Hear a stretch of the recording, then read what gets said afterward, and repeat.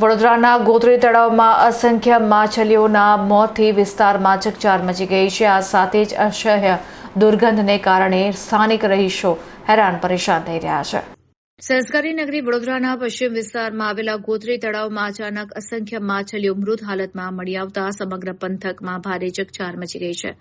તળાવના કિનારે અને પાણીની સપાટી પર મોટી સંખ્યામાં માછલીઓના મૃતદેહો તરતા જોવા મળતા પર્યાવરણ પ્રેમીઓ અને સ્થાનિક રહીશોમાં વહીવટીતંત્ર સામે પ્રચંડ રોષ ફેલાયો છે। સ્થાનિકોના જણાવ્યા અનુસાર છેલ્લા લાંબા સમયથી ગોત્રી તળાવની યોગ્ય સફાઈ, પાણીની ગુણવત્તાની જાળવણી કે જળચર જીવોના સંરક્ષણ માટે પાલિકા દ્વારા કોઈ નક્કર કામગીરી કરવામાં આવી નથી। તળાવની આ દુર્દશા અને માછલીઓના સામૂહિક મોતને પગલે વડોદરા મહાનગરપાલિકાની ઘોર બેદરકારી સામે આવી છે। આ ઘટનાને લઈને સ્થાનિક રહીશોએ સીધો આક્ષેપ કર્યો છે કે આ વિસ્તારમાં છેલ્લા 3 ટર્મથી એક જ કોર્પોરેટર ચૂંટાઈ રહ્યા છે। આમ છતાં કરોડોના ખર્ચે થતા તળાવોના બ્યુટિફિકેશનના દાવાઓ વચ્ચે આ ઐતિહાસિક તળાવની જાળવણી અંગે પૂરતું ધ્યાન આપવામાં આવ્યું નથી। માછલીઓના આકસ્મિક મોતથી તળાવની આસપાસ ભયંકર દુર્ગંધ ફેલાઈ રહી છે, જેનાથી રોગચાળો ફાટી નીકળવાનો ભય પણ સેવાઈ રહ્યો છે। સામાજિક કાર્યકરોએ તંત્ર પાસે તાત્કાલિક ધોરણે પાણીના નમૂના લઈ લેબોરેટરી તપાસ કરાવવાની અને મોતનું સાચું કારણ જાહેર કરવાની માંગ કરી છે। હવે જોવાનું એ રહેશે કે પાલિકા તંત્ર ગંભીર મામલે સ્થાનિક કોર્પોરેટર અને જવાબદાર અધિકારીઓ સામે શું પગલાં ભરે છે।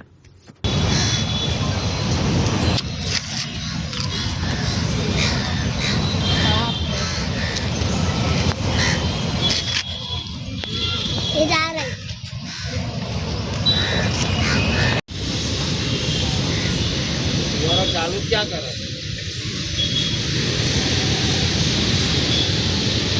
बहु मरी गई। अवार तो बड़ी बहु अदर थी तमे आया हो तो आखू तलाव भरी गयेलू बधी माछलीओ पर।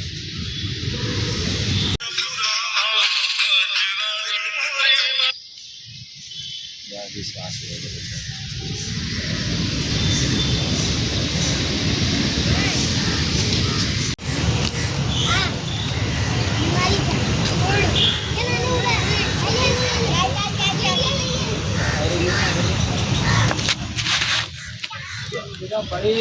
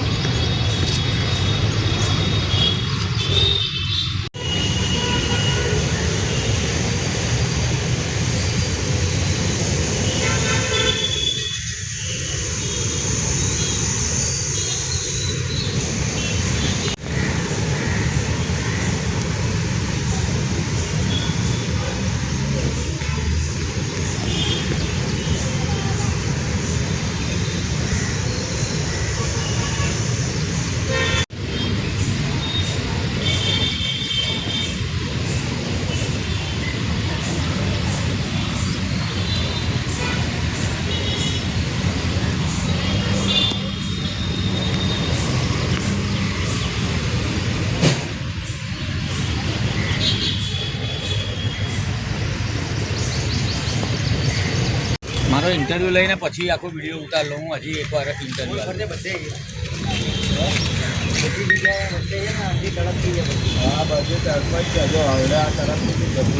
જોવા મળવાના તો હમણાં વરસાદી પાણી જે પડ્યું અને તળાવમાં આવતું ગટરનું પાણી અને જેના કારણે સવારથી લઈને માછલીઓને ઓક્સિજન પૂરતું મળતું નથી, એના કારણે આ માછલીઓ મરી જાય છે।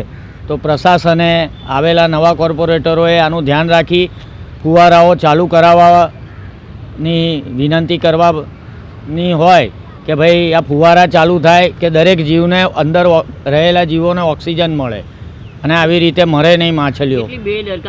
ફૂલ બેદરકારી કહેવાય, કારણ કે લીલય આખા તળાવમાં પથરાઈ ગયા પછી એની સફાઈ થતી હોય છે। જો તરત જ એને સફાઈ કરી દેવામાં આવે તો લીલ આગળ સુધી જાય નહીં। સ્થાનિક કોર્પોરેટરની બી જવાબદારી 100% જવાબદારી તો દરેકની છે। આ ગટરનું પાણી કેટલાય વર્ષોથી કેનાલમાં આવી રહ્યું છે, કેનાલ મારફતે તળાવમાં આવી રહ્યું છે, તો એ લોકોએ પૂરતું ધ્યાન રાખવું પડે।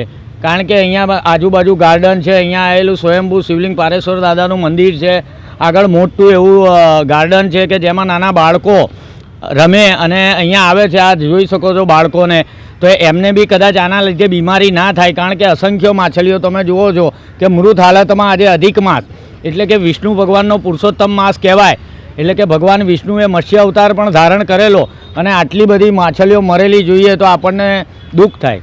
આ માછલીઓ મરી ગઈ છે જેને લઈને દુર્ગંધ ફેલાય છે. ફૂલ દુર્ગંધ ફેલાય છે, તમે જોઈ શકો છો અત્યારે હાલમાં બી, અને રોડ ઉપર બી જશે આની દુર્ગંધ, અને આ આજુબાજુ રહેતા રહીશોને પણ જાય છે અવારનવાર. એનાથી બીમારી ફેલાવાનો ભય છે. 100% ભય તો છે જ ને, કારણ કે આમાંથી જીવાણુ ઉત્પન્ન થશે. અને જુઓ જો અસંખ્ય માછલીઓ છે, એક બે નથી. તંત્ર સામે શું અપેક્ષા માંગો? તંત્ર માટે તો એવું જ કહેવામાં આવે કે તળાવની વિશેષ સફાઈ કરવી જોઈએ. આ ફુવારા બે બાજુ બે મૂક્યા છે, એ ક્યારે ચાલુ થાય છે એ આજ સુધી ખ્યાલ પડતો નથી. અને આ એક ફુવારો જે તમે જોઈ રહ્યા છો એ ચાલુ થયા પછી 1 કે 2 વાર માંડ ચાલ્યો હશે. પેલી બાજુનો ફુવારો ખાલી ચાલુ થાય કે નહીં થાય એ પ્રશાસનને જોવાનું છે, કારણ કે જુઓ છો કેટલી દુર્ગંધ આવી રહેલી છે. ખરાબ હાલતમાં તળાવ છે, આટલું સુંદર તળાવ છે જેનો વિકાસ તો કર્યો, પણ વિકાસ પ્રત્યે બી એ લોકોએ ધ્યાન રાખવું પડે. અધૂરો છે એવું લાગે છે. અધૂરો એટલે 100% અધૂરો છે, કારણ કે આ કાદેવ કિચડ જો તમે જોઈ શકો છો બધું, કે આટલું બધું કાદેવ બી હોવું જોઈએ નહીં.